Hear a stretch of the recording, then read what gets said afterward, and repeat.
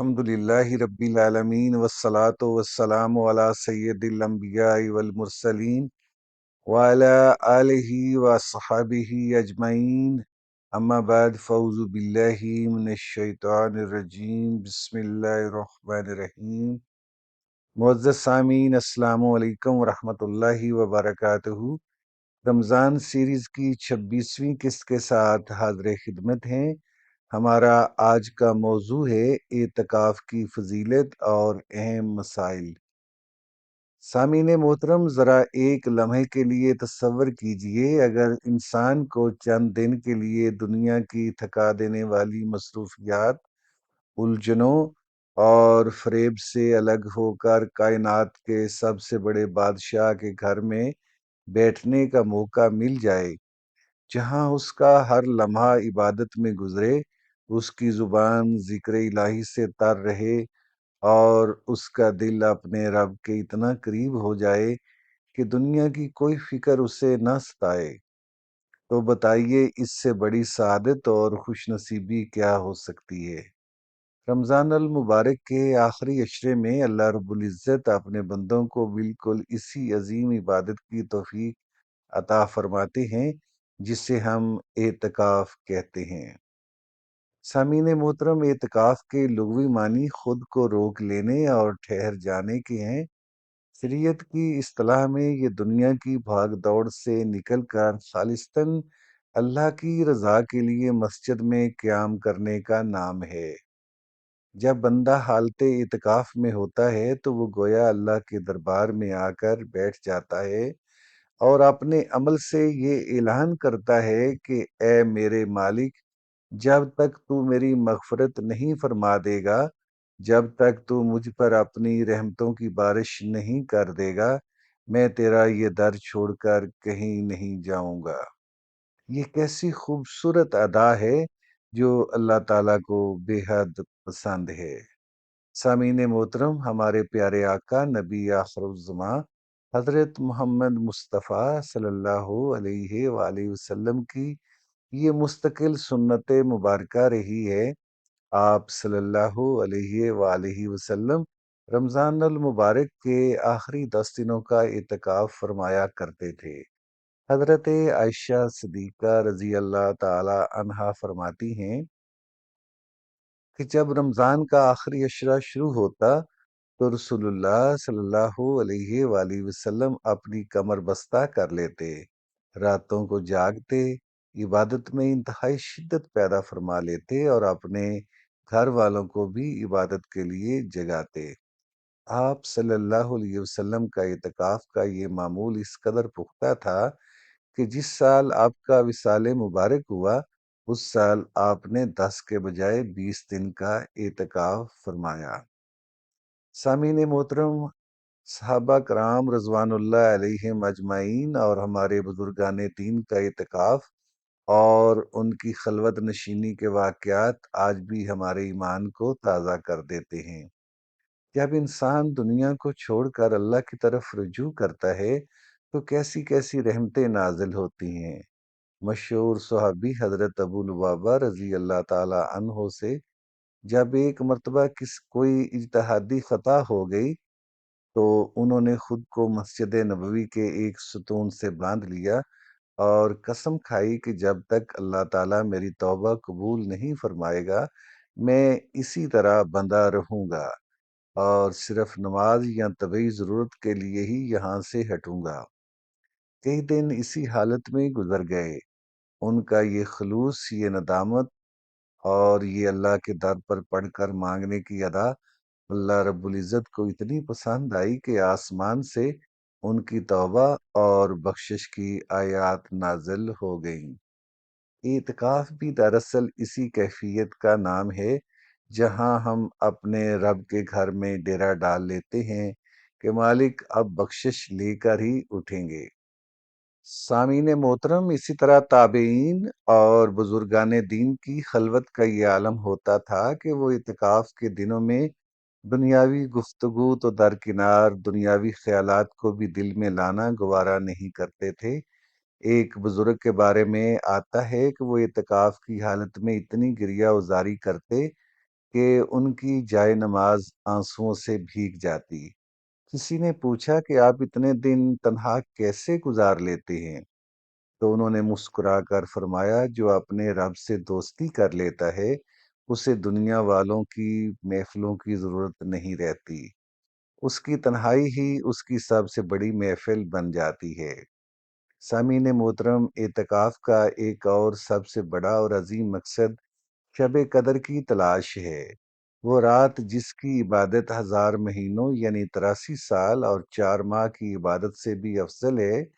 جب انسان اعتکاف میں ہوتا ہے تو اس کا سونا، جاگنا اور خاموش بیٹھنا بھی عبادت میں شمار ہوتا ہے۔ یوں اسے یقینی طور پر شب قدر کی عبادت کا بے پناہ ثواب مل جاتا ہے۔ آئیے اب اعتکاف کے چند انتہائی اہم مسائل کو مختصراً سمجھ لیتے ہیں تاکہ ہماری یہ عبادت بالکل شریعت کے مطابق ادا ہو سکے۔ سامعین محترم، سب سے پہلا اور اہم مسئلہ یہ ہے کہ رمضان کے آخری عشرے کا اعتکاف سنت مؤکدہ علی الکفایہ ہے۔ اس کا مطلب یہ ہے کہ اگر کسی محلے یا بستی کی مسجد میں کوئی ایک شخص بھی اعتکاف میں بیٹھ جائے تو پورے محلے کی طرف سے یہ سنت ادا ہو جاتی ہے، اور اگر کوئی بھی نہ بیٹھے تو سب کے سب گناہ گار ہوتے ہیں۔ دوسرا مسئلہ یہ ہے کہ مردوں کے لیے مسنون اعتکاف کی جگہ وہ مسجد ہے جہاں باجماعت نماز کا اہتمام ہوتا ہو۔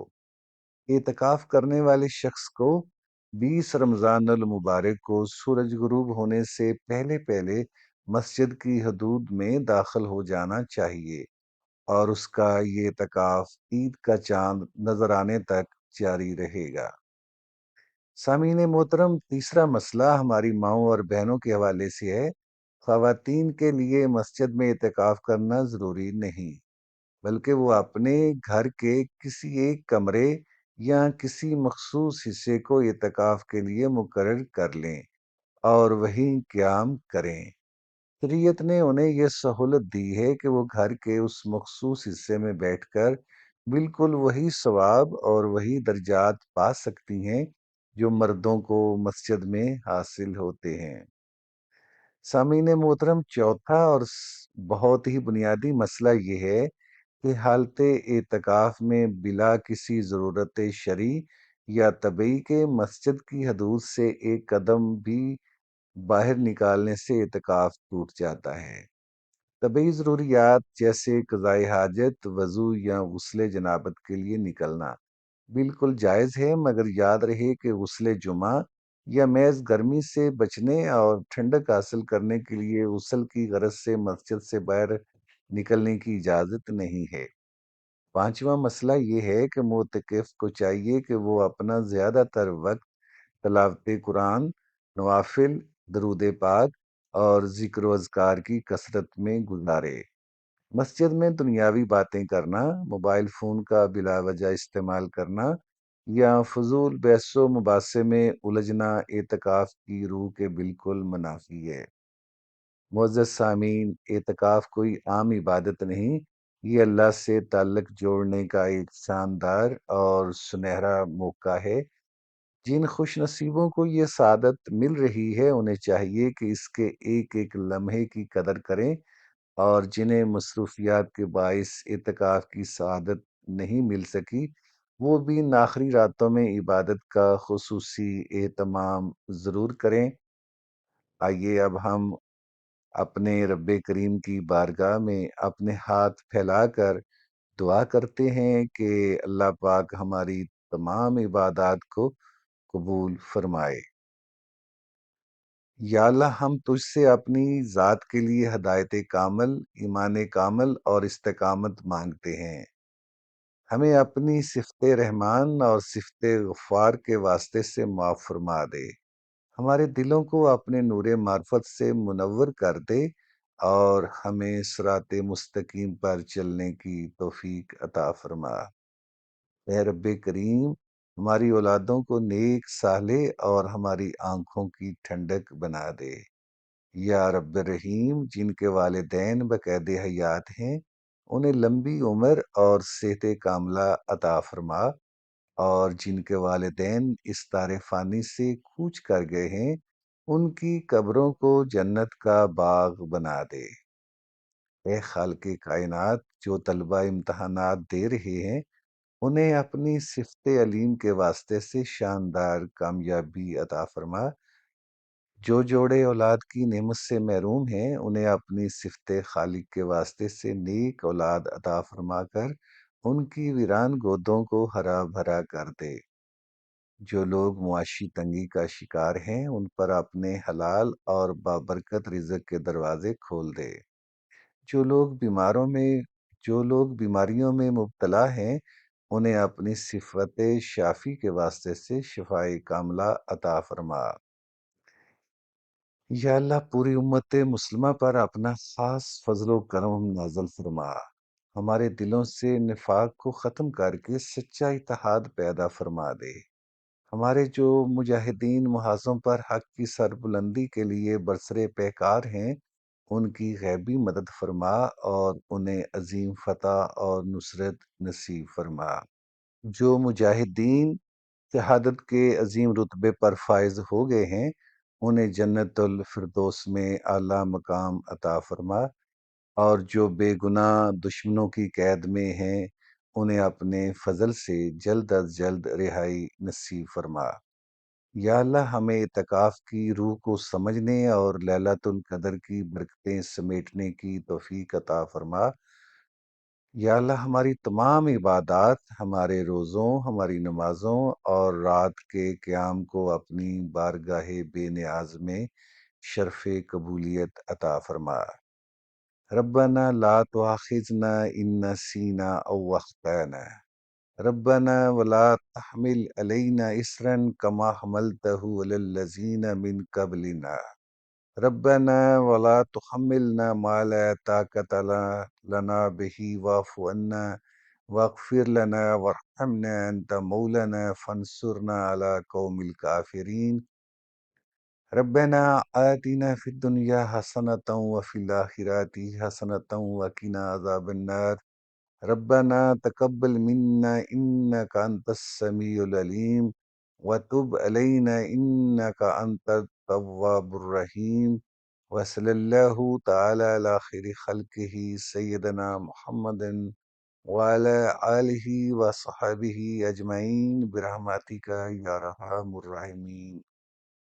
سامعین محترم، یہ تھی ہماری آج کی گفتگو۔ اگر آپ کو اس سے فائدہ حاصل ہوا ہو تو اسے صدقہ جاریہ کی نیت سے اپنے دوستوں اور عزیز و اقارب کے ساتھ ضرور شیئر کیجیے تاکہ وہ بھی اعتکاف کے مسائل اور اس کی فضیلت سے آگاہ ہو سکیں۔ ایسی ہی مزید معلوماتی اور روحانی ویڈیوز کے ساتھ ہمارے چینل کو ضرور سبسکرائب کریں۔ اگلی قسط تک کے لیے اجازت دیجیے۔ اللہ حافظ۔